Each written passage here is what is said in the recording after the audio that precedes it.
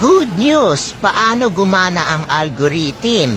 Kilala mo ba si algorithm? Si algorithm po, siya po yung nagdi-distribute ng mga ating mga video para ito ay magkaroon ng views. So eto na nga, kapag ikaw ay nag-comment sa mga creator na namamansin talaga, mas gagawin niyang visible yung mga video mo. Pansin mo ba yung mga dating followers mo na active, hindi na nadaan sa wall mo ang mga post nila? Bakit? Kasi hindi na sila nag-i-engage sa'yo.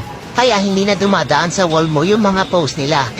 Pero kapag continuous ang pakikipag-engage mo sa kapwa mo content creator, mas gagawin visible ni Meta yung mga video mo sa kapwa content creator mo. Mas i-distribute niya to sa mas maraming audience. Kaya dapat continuous lang yung pakikipag-engage natin sa ating mga kapwa content creator.